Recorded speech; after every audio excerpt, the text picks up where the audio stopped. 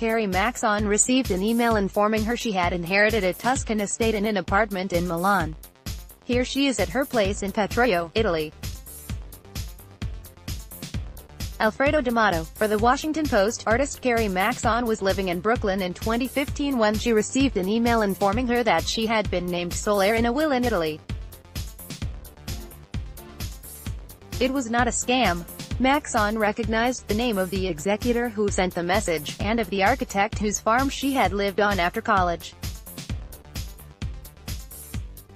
Ermanno Gardani had died, leaving her a Tuscan estate, complete with 1,000 olive trees, forests, farmland and 2 homes, as well as an apartment in Milan.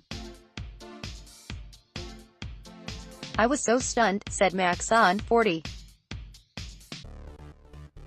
"And also so certain of the impact it would have on my life, my living situation, my job, proximity to my friends and family, that I did not tell anyone for 48 hours. She biked to work in a daze, grieving for the friend she hadn't seen in 13 years and processing the enormity of the gift. It had a fairy tale feeling," she said. "I was overwhelmed by the gesture." Maxon soon realized that the fantastical bequest came with real challenges. Like other Americans who inherit property overseas, she had to navigate a foreign legal system, in another language, and file a daunting amount of paperwork. She had to find trustworthy professional help.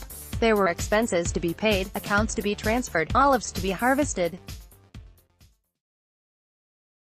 She felt an enormous responsibility to safeguard Gardani's creative and agricultural legacy. "I kicked into the most thorough, the most determined I had ever been," she said. "The stakes were high. Every estate is different, and that's especially true with international inheritances. But there are common issues that most heirs face. When an American inherits overseas property from a grandmother in Brazil or a cousin in Japan, it falls under foreign statutes. Wherever the real estate is, the laws of that country govern," said Lee Alexandra Basha, an expert in international estate and tax planning at McDermott Will. "Each country has different rules for everything from taxes to who can inherit. In France, children are entitled to a portion of their parents' estates, no matter how contentious or distant their relationship was, and can mount legal challenges against other heirs. An American who inherits a plot in Thailand won't have it for long, as foreigners are generally banned from owning land. When multiple countries are involved, a Swiss citizen leaves a home in Canada, to American and Italian grandchildren, things can become dizzyingly complicated. I personally would not handle this alone, and I do it for a living," said Greg Roseka, a tax partner with Ernst. "Going through the process without the help of experienced professionals is risky. It could mean forfeiting an inheritance, paying more taxes than necessary, or even running afoul of the law. No matter where a bequest is based, if the property is worth more than $100,000, it must be reported to the IRS," Basha said. "If the property is held by a corporation and is worth more than $16,000, it must be reported to the IRS. These are informational filings that don't cause a tax," she said. "But especially in the case of corporate ownership, failure to report it can mean very harsh penalties." Maxon's Tuscan estate has 1,000 olive trees, forests, farmland and 2 homes. Alfredo D'Amato. For The Washington Post, the good news: overseas property is generally not subject to U.S. estate tax. The bad news: you'll probably owe money to a foreign government. Most countries levy an inheritance tax, said David Quenzi, founding partner of Tune Financial Advisors, a Wisconsin firm specializing in cross-border investment management. Instead of being paid by the estate, which is then divided among the heirs, an inheritance tax is imposed on the person who has left the assets. In some places, the tax may not be a big deal, Basha said. In other places, it might be a very big deal. Jan Mirini, principal at Milareni Law in Vienna, VA, has a client who inherited a castle in the Beaujolais region of France. In the US, we have $11 million that we can pass on free of estate taxes, she said. France is not on that schedule. Her client's tax bill came to 55% of the value of the castle. Maxon owed about 8% of the value of the Tuscan estate. She also had to pay funeral and burial expenses, legal bills and other costs associated with settling an estate. That is a big upswing in expenses for a young artist living in Brooklyn, she said. Heirs may also have to pay property taxes, gardeners and utility bills. That usually requires opening a foreign bank account, which is not only a hassle but means more IRS filing requirements, Basha said. It can be easier to cover those costs if you inherit an income-producing property. But in some countries, you might not have the right to rent it out, or it might be difficult to repatriate your profits.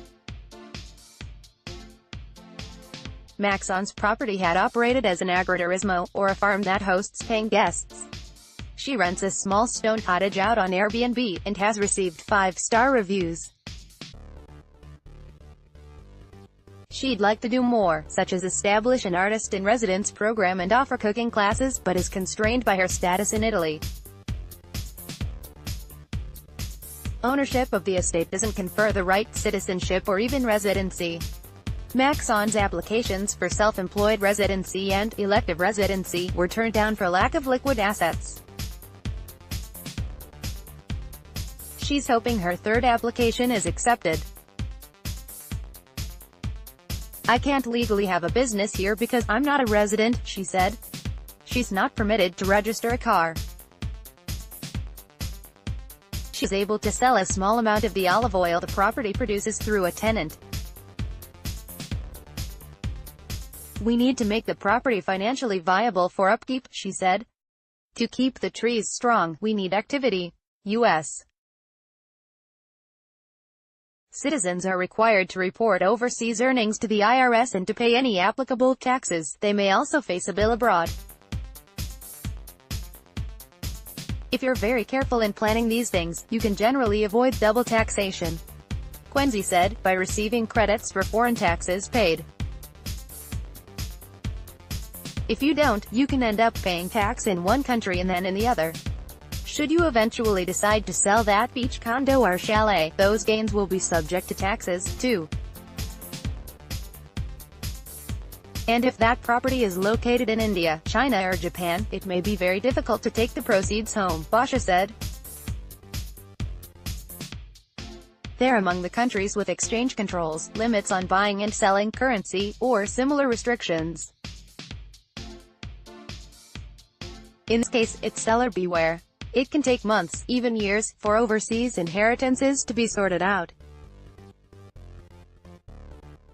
As soon as you are overseas, everything goes slower, Milareni said. With foreign transfers, paperwork may need to be notarized and filed in multiple countries and languages. Local probate attorneys lacking experience with estates with foreign beneficiaries may make them a lower priority, Milareni said. Misunderstandings are commonplace. If a property needs to be appraised, someone needs to be around to hand over the keys. The process can even be held up by geopolitical conflicts. One of Basha's clients recently inherited several lots in Lebanon. Having them appraised is no simple task, as it's hard to find willing buyers or comparable properties for real estate scattered near the border of Syria. It took Maxon about a year to gain possession of the Tuscan estate. Without a residency visa, she's not yet able to live there year-round. Her tourism visa allows her to be in the country for a maximum of 3 months at a time in a 180-day period. When there's a love harvest, when there's pruning, I'm there, she said. Two farmers who live on the property look after it when Maxon is absent. They are in their 70s and have a world of things to teach me. It feels like it would be a failure on my part if I didn't see this through. I know Gardani did this with a lot of trust.